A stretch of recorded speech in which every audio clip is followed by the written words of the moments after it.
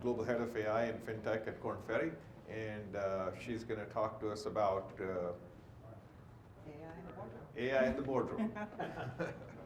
Wonderful. Thank you. Should I just hit present here? Yeah, you just hit present. Let's use the next one. Okay. All right. How many of you know about Korn Ferry? Yeah, most of you guys. Well, Korn Ferry, we're about 10,000 consultants deep. We're in, I don't even remember, we're up to 50 countries now. So you might have, we might have heard from us every once in a while when we're reaching out to you on the job hunt. But we do a lot of stuff aside from just executive search and CEO and board work. We're also consulting on integration and talent assessments and succession planning and all kinds of cool stuff.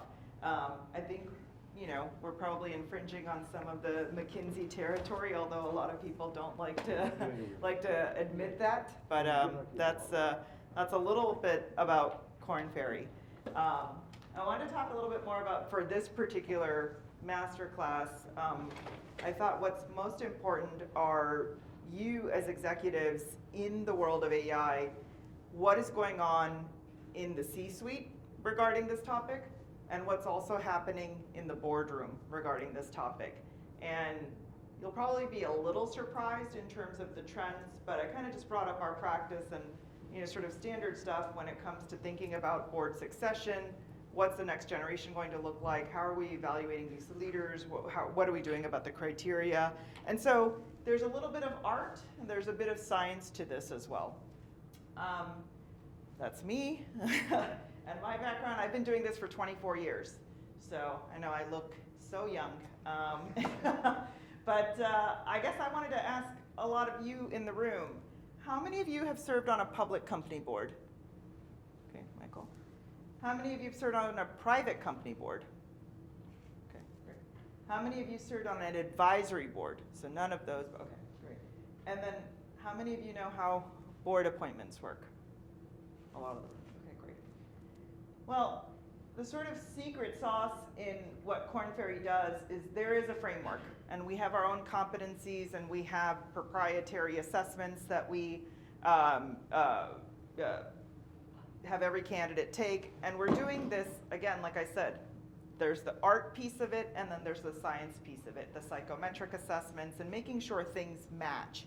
A lot of the board work you guys might not know, and so I get a lot of executives saying, I'm a C-suite leader, I want to get on a board, I want to get on a board, I want to get on a board.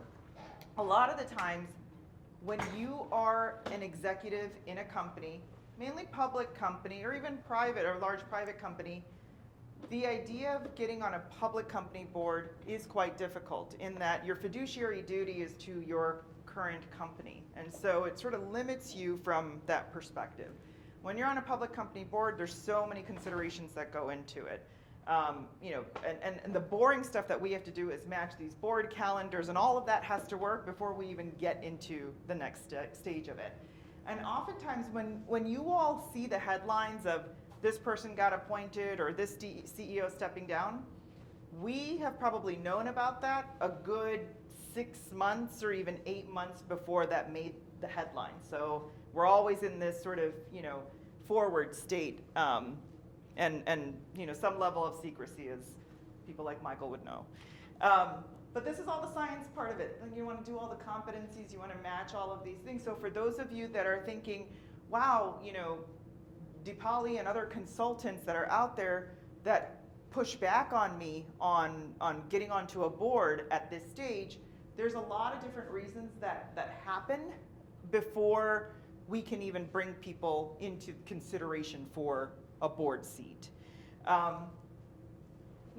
There has been a lot of evolution regarding the board, and we're probably in this phase now in terms of thinking about things more broadly. Things have been pretty much, the same way for a long time, and now we've thrown a monkey wrench into it with this whole buzzword of AI. everybody wants to understand it. Everybody wants to use it. They want to go out into the public and they want to say, my company is AI enhanced or AI driven or data driven or whatever it is. And so this is a topic, I would say from a buzzword perspective, in every single company that we speak to at this time. That's not to say that they're going to act on it right away because of all the things that Michael shared and you know, some others have shared, like Dinesh yesterday was talking about the governance, the compliance, the privacy, the security, the, you know, all the ethics and everything around that. So this is just sort of an analysis that we end up doing. This is kind of a behind the scenes look that I'm sharing with you guys of what happens. But there is criteria that we want to evaluate and look at. So when you are thinking about your sort of personal branding in the world of AI, do you have these sort of qualifications as you bring them to us or bring them to our attention, right? These are things that absolutely have to be considered in order for us to even think about, you know, considering people for private or public company boards. And by the way, like, you know, not to sleep on the advisory board route as well, just to sort of cut your teeth in how these things work. And the process, you know, it does take quite some time, you know, just because of calendars and, you know, I think recruiters in general get a bad rap on this part of it. I'm not hearing back, this is taking too long, there's too many rounds, and there is just a big process when it comes to C-suite and board level search work. But here are the trends that we've seen, and I think it's actually quite slow in adoption. And I think that's what I'm sort of here to tell you all. I think classes like this with executives, just to expose you to what's happening in the market today, what's really happening. I think a lot of it is many of these leaders have to become AI literate, right? They don't even know the terms. And so that's sort of part of the problem. And then when you get to the board, and I'm talking about traditional companies, right? We're not talking about, you know, well, even, I was listening to a podcast earlier today, the All In podcast, and they had Sam Altman on from OpenAI. He actually talked about what was difficult on the board, right?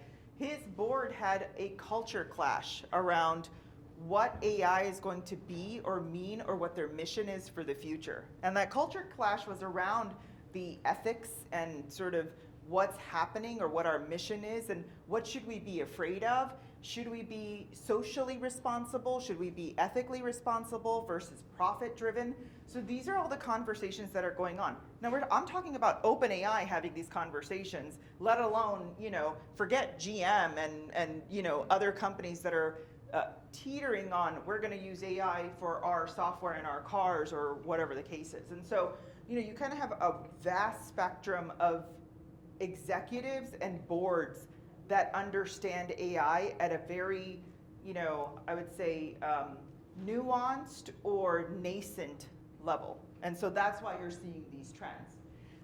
They want to know about it. I think it's going to speed up quite quickly, but I think we're still in this stage of, you know, they're still trying to understand what's AI's implication on the business.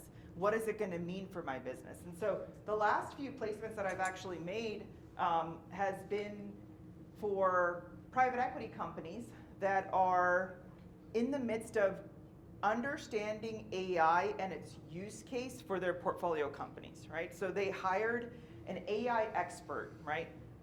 That's going to come in and say, starting from what vendors are we using, what tools are we using, what data are we absorbing, and figuring out how to optimize those portfolio companies. And so they're starting there, right? And this all kind of has to lead up to, did the use case for AI and AI tools do anything for the business? Was there an outcome?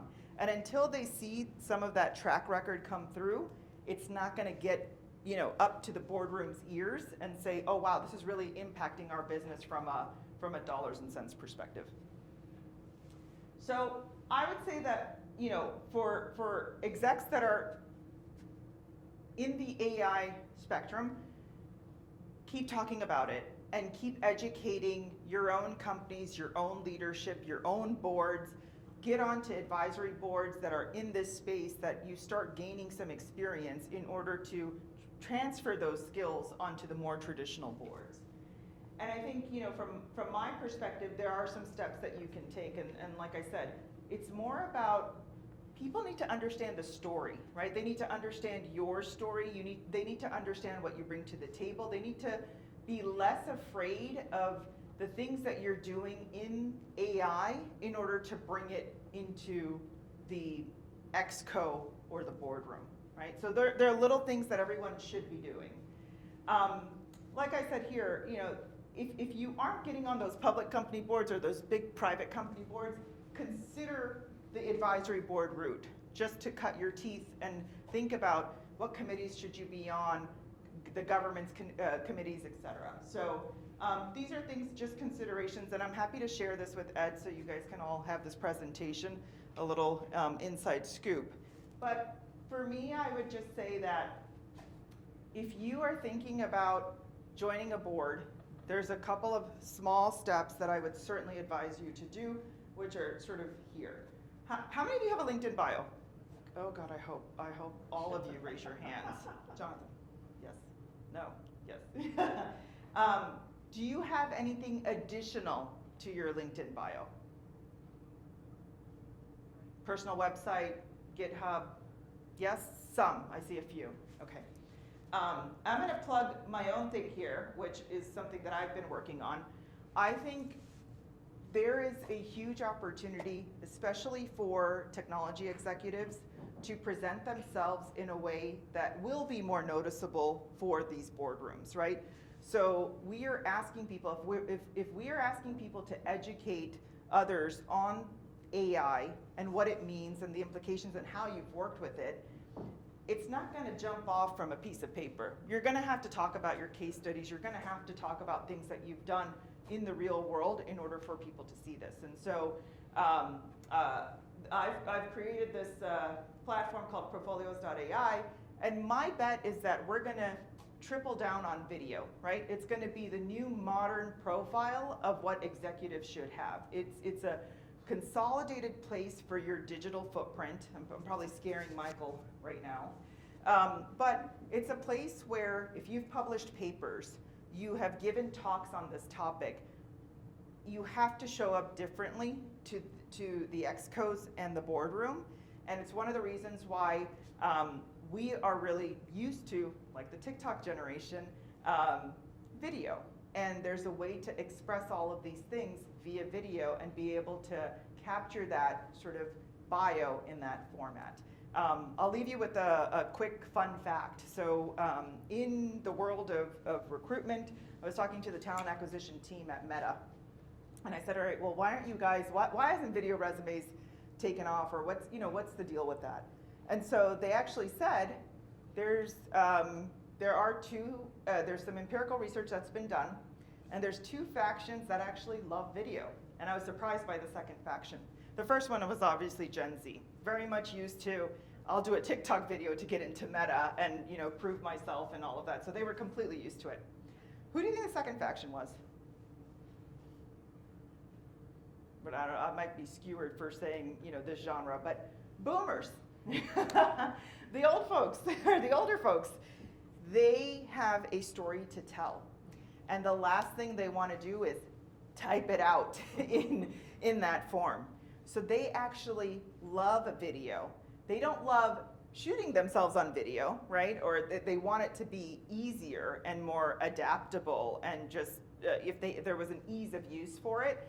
But it was really interesting that Meta is now starting to roll out videos to capture stories of their more experienced executives and share those stories. So those case studies are in that format. And again, it'll go from transcription to text, and it'll turn into all of these key highlights and things like that. But I think the bigger point that I'm trying to make is, if you're in this space, you need to be creating a personal brand. You need to think about video to do storytelling.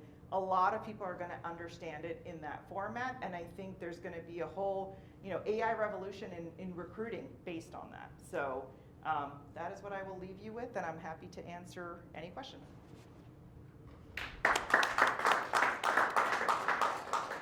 On the 360-degree assessment, right? So there was, go back a little bit from my time as a recruiting commander in the military, is we had, even from our applicant processing list, so we have the Genius, the GQ unlock, Genius Quotient unlock in Intelibus. One thing we don't do that we did do in the military, and I've always thought about it, is you always go back and look against your applicant processing list and try to identify talent that maybe you missed in any part of the interview process. Now our goal is that, as they come back or they see a new job opportunity, that we test them again. What is the period of time that you test them again, right? So, and it can be at any level, board, Yeah. it can be whatever level. Now with the military, we did it was every year. Yeah. You had record briefs, and you had your quarterly, and then you had your yearly was your real assessment, and you could get promoted or go do this new thing if you met these particular requirements. There's a couple of things going on from an assessment standpoint. So I would put that in the genre of technical assessments, right? And so normally, yes, it's about a year to 18 months for that technical assessment. Psychometric assessments, however, and I'll speak to sort of Korn Ferry psychometric assessment.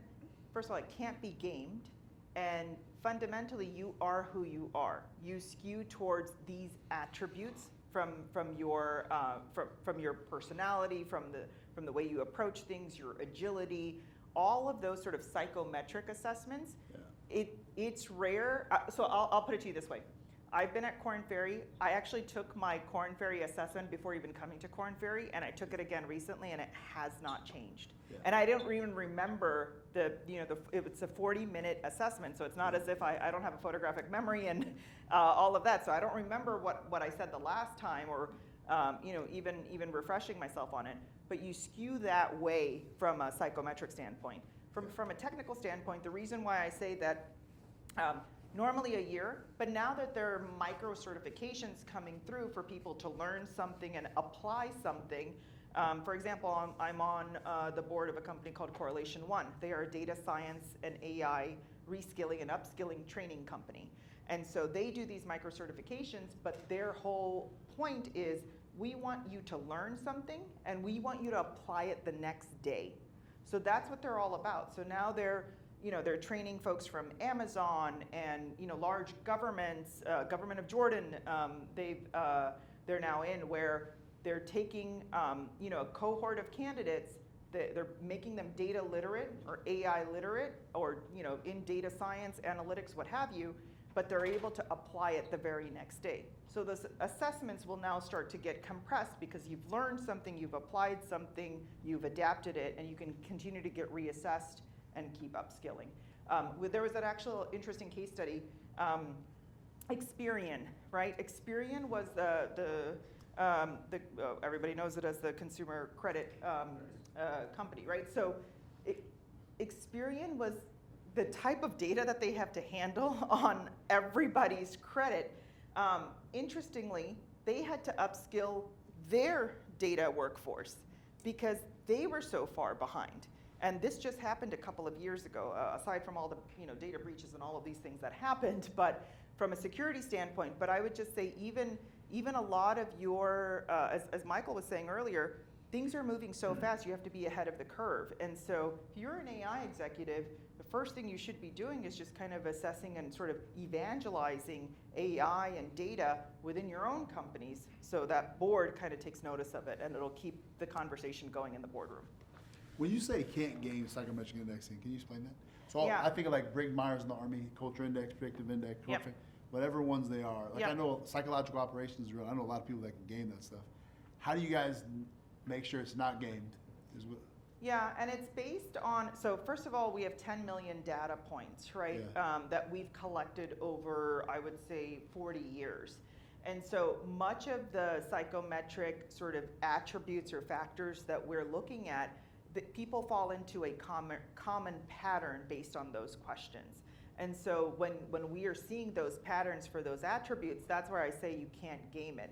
I mean, I've had people take this assessment and they kind of skew sociopath, and you're like, whoa, oh my God. And it's very obvious. And we actually have psychologists and PhDs that are assessing that on a deeper level. I am not a PhD that's doing that, but yes, it's pattern recognition along those attributes that we're looking at, and that's why it can't be gamed. It's just unless it's sort of a freak of nature thing. Yeah. Okay. Any other questions? Yes. How do you think about combating bias in candidate filtration systems, given that a lot of the data from historical hires could be skewed in one way or another? Most definitely. So a couple of years ago, I don't know if you saw, but Amazon had that very problem. They fed a resume of a white male computer scientist for that job specification. And it really backfired on them because everything that came, every sort of candidate that came back skewed in that demographic, oddly enough. So I think that there's sort of a double-edged sword to AI when it comes to the application part of the process. I truly don't believe in, and I'm talking sort of off the record for Korn Ferry here, just so you know.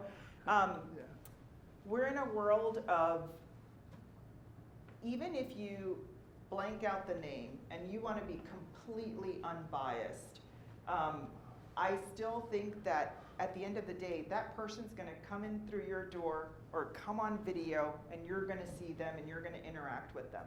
So that's why I keep talking to candidates at every level about this personal branding concept, because it actually alleviates this, bias.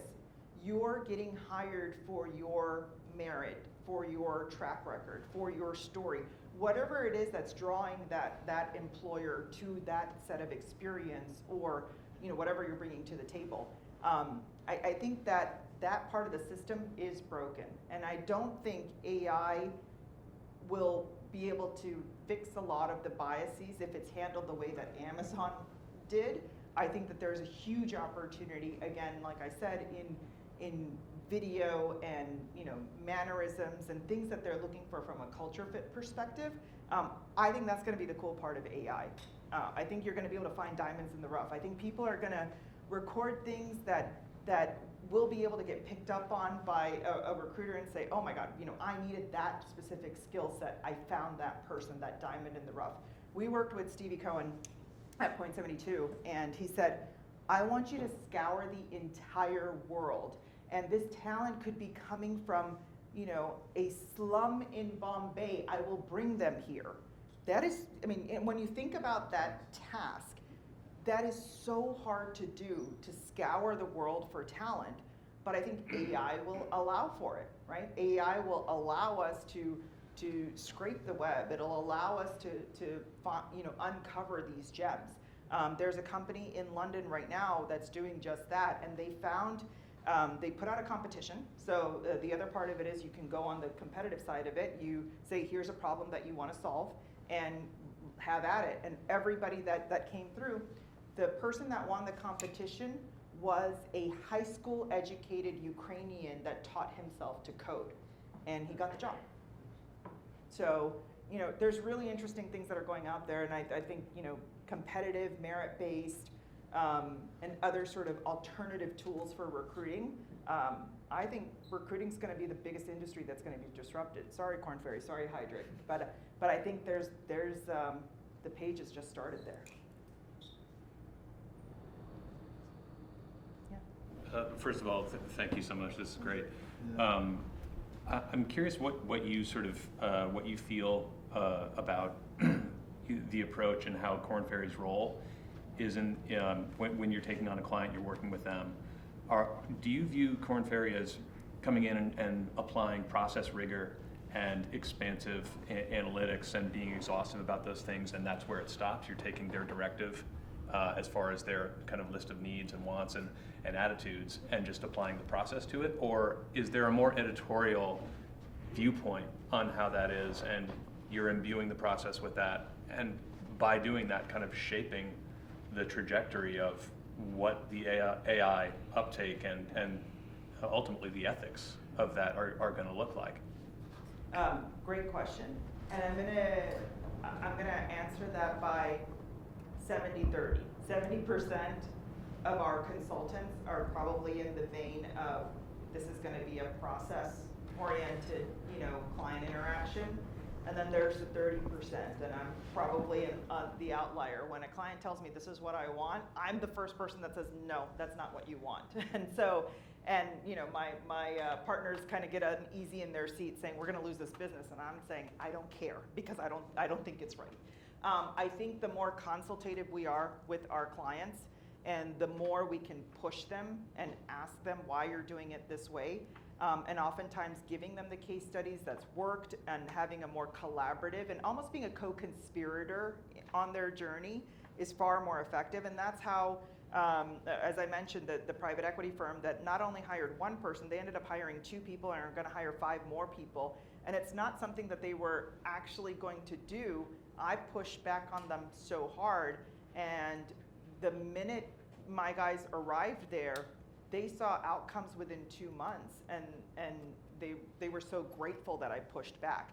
But I do think some of those traditional companies are probably lacking in that process and analytics, and that rigor we've gotten down to a science, right? And so that's helpful. But I do think it's on us to be much more consultative, collaborative, co-conspirators in how they write that journey. That's great, thank you. Awesome. Well, thank you, everybody. That was fun. Thank you.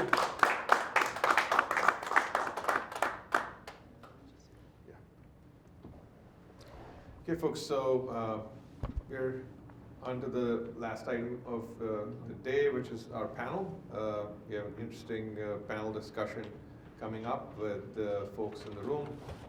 We have Daniel Hume, Chief AI Officer of WPP, Seth Dobrin here from Quantum AI, previously was the Chief AI Officer at IBM. I don't know if Nick is Nick joining here? Yes, he's here. Oh, he's here? Okay, okay, perfect, yeah. And Depali is here, we just recently heard from her, and John Crone, who's here now. It's going to be interesting and fun panel like yesterday. So can't wait to get started. Anna, Brad, if you can help us get set up. We just need a few minutes to set up with the chairs and Yeah, whatnot. just So take a few minutes, short get break. set up, and we get started. Awesome.